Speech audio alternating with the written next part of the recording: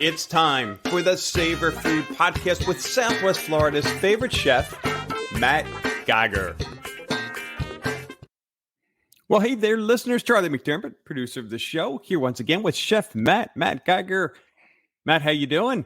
I'm good. Good morning. How are you? Good. We just survived daylight savings. What did you do with one less hour over the weekend? You know, my weekends play out pretty much the same, you know, especially at midnight. I'm usually trying to be asleep. So, you know, when that hour hits you, it's okay. Yeah. Awesome. Hey, another great episode lined up for today, and one I can again relate to just based on what we have going on in our family. You do this stuff all the time. I mean, you've got a great team and Mitchie and really guide your clients all through the process. But based on the fact that you've got listeners now all over the country, and people are hiring caterers, but they don't do it, every day of the week. And some it may be years. So I thought we'd dive into, maybe guide them a little bit because there's a lot to it, and it's not just about reviews, although reviews are important. Right. But maybe what questions, Matt, if I'm looking at hiring a catering company, whether it's for a wedding or an event, an anniversary, whatever it is, what should I be asking the caterer or the catering company before I make a decision?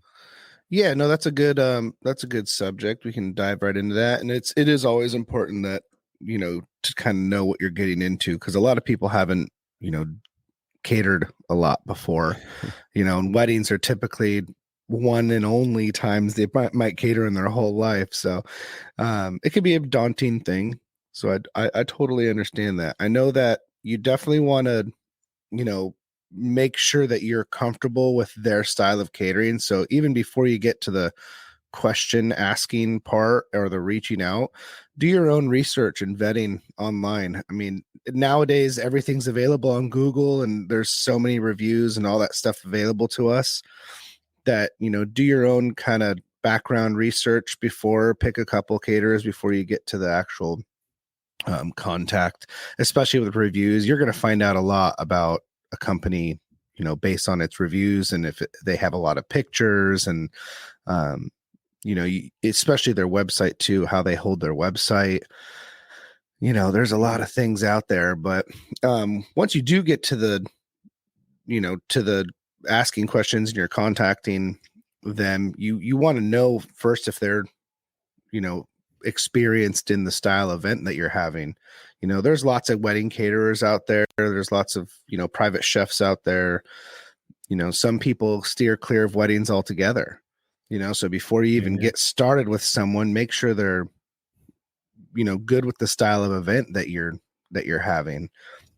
I know a lot of caterers that stick to the smaller events or the house parties or, birthdays, cocktail dinners, that kind of thing. And they stay out of like the big galas and fundraisers and weddings and, the big things. So definitely, sorry, go ahead. I was going to say they sound like if I could label them the stress events. Yeah. And there's a lot that go into them. I try to tell my staff, treat every event the same, whether it's 500 or 5 people, just because we're there to serve them and feed them and clean up after them and leave. That part never changes, but logistically it changes once you get into the higher numbers. So definitely see if they're even comfortable with the style of event that you're having. For us, we limit ourselves to, we only do full service catering. We don't really do the drop off stuff that often. We'll do it for a couple clients that, are regulars with us, but there's lots of caterers out there that strictly do drop off catering. They come and they set up a buffet and then they come 4 or 5 hours later and pick it all up. It's not our style. We've just found that it just doesn't work with how we are, and maybe that changes in the future. But for now, we just, we don't like when we go do full service catering. I have staff there. We clean up everything. Everything goes back clean on the van, et cetera, et cetera. When I do drop offs, it's usually us picking up a bunch of dirty dishes and transporting them in the car and then having to bring them back. And it just becomes a lot more hassle than Right. what it is. And at the end of the day, you kind of want someone there serving you, So I tell people that we try to steer them into at least having a couple people on there, and Yeah. why Yeah. you work your own party. So definitely see if people are comfortable with the style of uniform or the style of events that that you're throwing. And another question that I would probably ask, which we don't get it that often because I think you can decipher it from the pictures and stuff. But I know if I was hiring out a company, for certain events anyways, I'd want to know like what they wear, So some caterers are, tuxedo shirt, black tie, you know, Hmm. whatever. We're not, we do all black. So we're black button up, black pants, black shoes. We like to stick out from Yeah. everybody else, but sometimes the tuxedo and tie seems a little too formal. So it doesn't work at every event. And you can see all of our pictures and stuff on the internet, but definitely, if you're having a high-end wedding or a nice gala and you got a lot of high-end clients there and people bidding and stuff, you want your caterers to look sharp. You don't want them Yeah. showing up in t-shirts and polo shirts, Well, I think that also speaks to the obvious, the professionalism, but I Right. think you kind of dig down a little deeper. Your team, or other caterers that you know are interested in quality the way you are. Correct. They're not just putting an SOS out to anyone who's willing to sit behind some food and dish it out at an event tomorrow. Right. Yeah, Right. yeah, And some of the bigger events, we have some temp staff and stuff that work it because just we need extra hands doing stuff. But even still, those agencies that I use, they know my uniform, and that's how everybody shows up, and they're yeah. expected. You know, we talk about it all the time. Like I don't want your shirt to look like you just got out of the trunk of your car and shook it off a few times. Like that's not why we're here. You have to get dressed to go to work. you know. Yeah, But yeah, yeah. seeing what uniform they wear and see if that style comes. If we're working a wedding on the beach, I'll allow polos and khakis. We're Mhm. outside, we're in the sand, we're in the elements, it's hot. Yeah, yeah. That's about the only time that we are not in all blacks. In black, You yeah, know, yeah. Black probably is not a good thing in the heat of the yeah, sun. That's, yeah, and you know what? And that wasn't even an easy decision for me and my yeah, staff.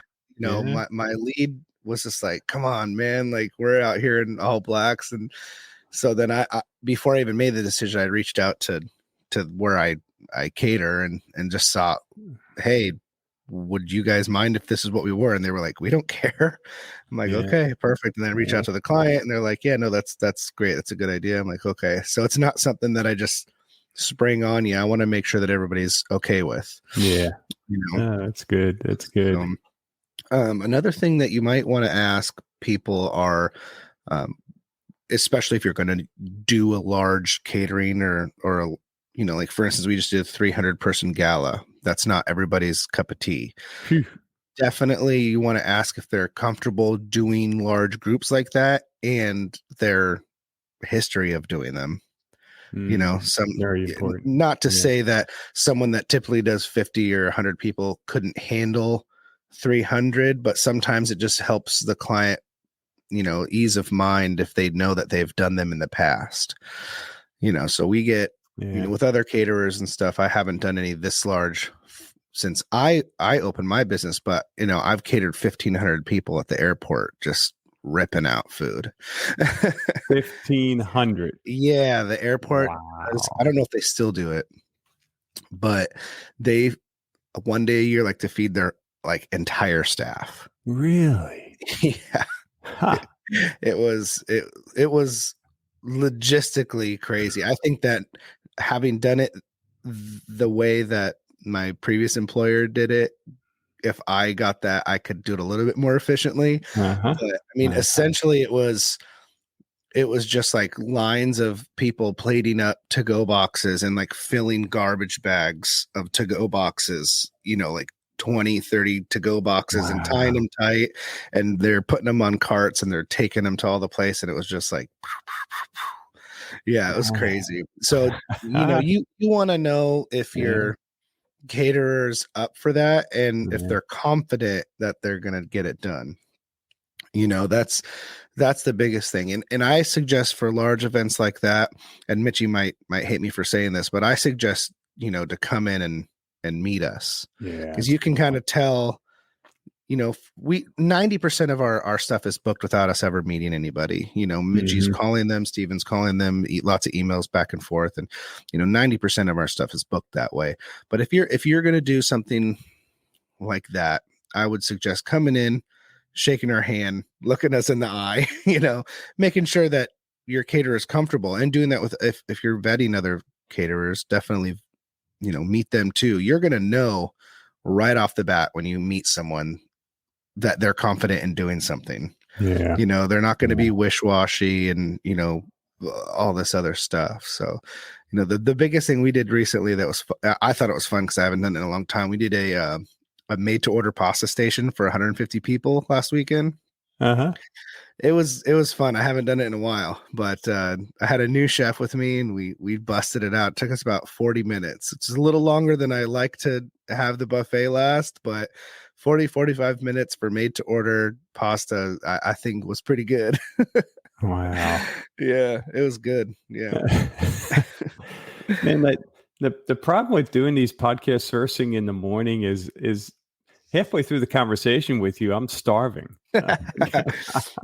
Yeah, I mean, our business is food, so if I'm Oh doing my man. job right, you should be. Yeah, I You need a know, snack. Jeez. yeah. I know Uh, that another good question to ask, and just because I know all caterers are different, is, do they have minimums? Do they have a cost minimum? Do they have a group size minimum? There's a lot of people that want a small party.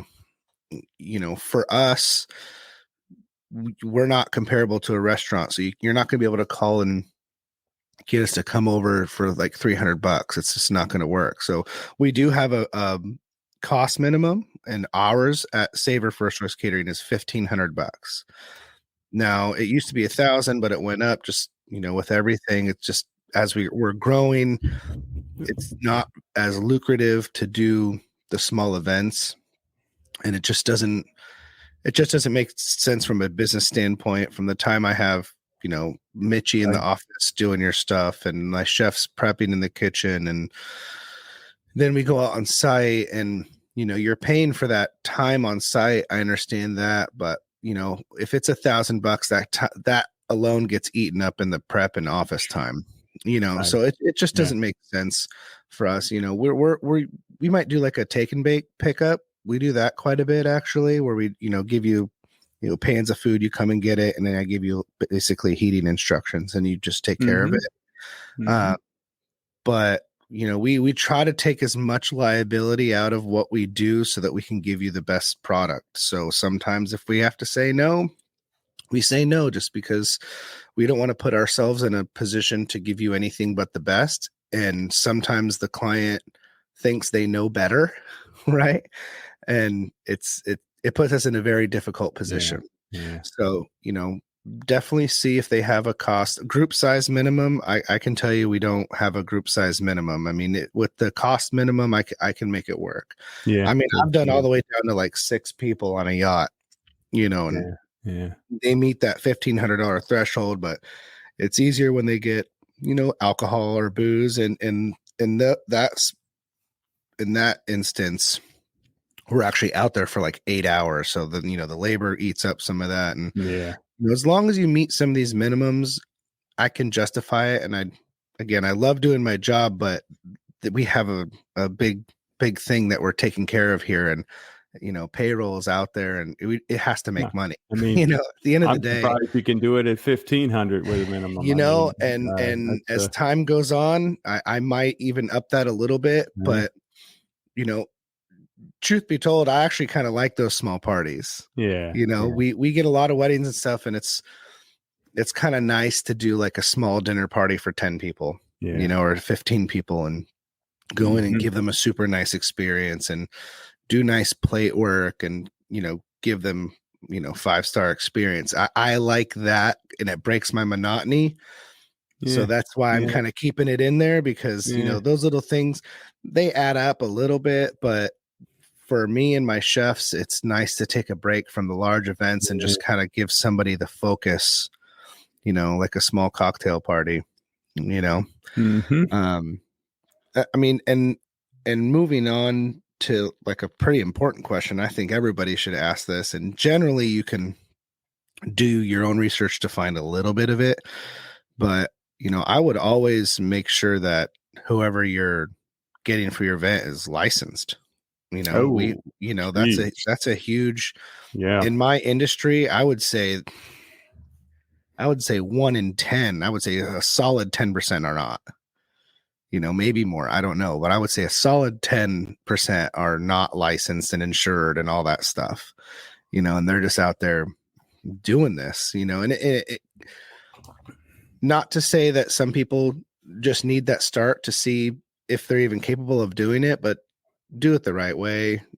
God forbid something happens, and then you're responsible for it, and you don't have a Yeah. license or anything. It just And it doesn't make sense. yeah. And Matt, let's say I have a license. Does that also mean I'm insured, or should we? No, Yeah. no. Okay. So the licensing part is very easy. You can Yeah. log on to Sunbiz and for like $100 get your business license for the state of Okay. Florida. From there you need a DBPR license, which it's specifically called a no seats license, is what we have, because it's a food establishment with no seats, off premise catering, et cetera, et cetera. There, that's you're going to get through DBPR. We have a whole folder that has all our licensing, insurance and stuff and everything, Yeah. digitally and physically, so that if somebody does ask for it, we Yep. can send it to them or show it to them. And then even on the alcohol side, you need a separate license. So Right. DBPR is Florida's kind of, business regulation company. They're the ones that do all the health code checks and make sure that we're making food in the right way, and, all that. Mm-hmm. So you need the catering license for that. And then you need a beverage license to sell alcohol, which is separate. And you need all three of those things to be in business, and that's still not insurance. And then after that, obviously you need an insurance policy. And if you have a big event coming up, it should be no task to add the client to your additional insured policy. We get asked all the time, and we do it all the time, Okay. So, when you're vetting your caterers, just to make sure that they're professionals and they're doing things correctly, I don't think that it's out of line to ask them for their licenses at all. Yeah. They should Yep. be happy to give it to you. They should be happy to provide you with, clarity and everything, that you're hiring a professional that's doing things the right way and that will take liability should something happen.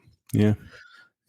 Very good. And that's those are the main things that you should ask Yeah. your caterers. I think that no question is out of bounds when you're trying to trust someone. And Yeah. depending on your event, it could be a pretty large investment, but when you're trusting someone to take care of a special night, you need to ask all the questions you can. Yeah. Yeah. As far as staffing and food and all that, we can help you with all of that. That's fine. But as far as making sure you're hiring a professional, making sure you're hiring someone that you can trust, making sure you're hiring somebody that can take liability should something happen, that's going to treat you, professionally, and make sure that you're the main focus and your event's going to go smooth. Ask all the questions that you can. Yeah. Well, Yeah. good stuff. It sounds like you have clients calling you already. Actually, it's my turn. No Yeah. worries. Yeah, no, that's a good place to stop. Yeah. I love it. Just make sure when you call in, get all your questions out up front so that the rest of the process can be smooth and there's no surprises in the end. Love it. Love it. Well, I know this is going to be really helpful, Matt, and we'll get you back to taking care of Southwest Florida's catering needs. I'm going to go look for a snack. Heck, it might be a full-blown meal at this point. And we'll see you in the next episode. All right. Thanks, Charlie.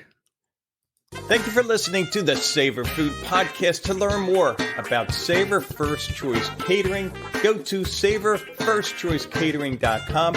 That's Savour, S-A-V-O-U-R, First, F-I-R-S-T, Choice, C-H-O-I-C-E, Catering, C-A-T-E-R-I-N-G.com, or call 239-351-5547.